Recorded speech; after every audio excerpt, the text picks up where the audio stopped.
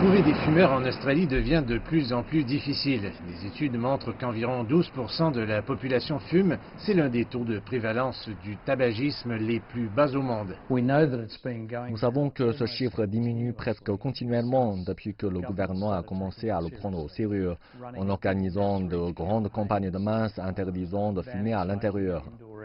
Et l'habitude de fumer au quotidien devient de plus en plus chère. Le tabagisme tuera les 2/3 de ses utilisateurs à long terme. Il est donc considéré comme un sujet fiscal tout à fait approprié. Le gouvernement australien est d'accord, approuvant 2 hausses de taxes sur les produits du tabac cette année, seulement faisant des cigarettes australiennes certaines des plus chères au monde.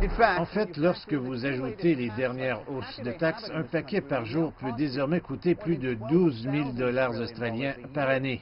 L'Australie est considérée comme un chef de file mondial dans la lutte contre le tabagisme. En 2012, l'Australie est devenue le premier pays à exiger que les cigarettes soient vendues dans un emballage neutre avec des mises en garde sanitaires et des images sombres.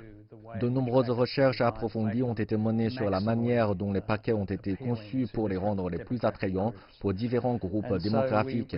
Et nous avons donc présenté au gouvernement cet argument selon lequel ils interdisaient la publicité sur le tabac dans tous les médias à l'exception du paquet. Et c'était l'argument le plus important. Ils voulaient terminer le travail. L'emballage neutre a maintenant été adopté par environ 20 pays. La pandémie a donné aux fumeurs une autre raison de cesser de fumer. Le chercheur de l'Université de technologie de Sydney, Alan Faze, et une équipe de scientifiques internationaux ont découvert un lien potentiel entre le tabagisme et les niveaux plus élevés de gènes associés à la COVID-19. Ce que nous montrons vraiment, c'est que si vous arrêtez de fumer, au moins ces gènes qui aident la COVID à se répliquer ou à entrer dans nos cellules diminuent assez rapidement. Dans notre étude, nous avons montré que si vous arrêtez, le niveau sera déjà en baisse un mois plus tard. Dans un an, nous voyons une perte complète des effets du tabagisme par rapport à l'expression de ces gènes.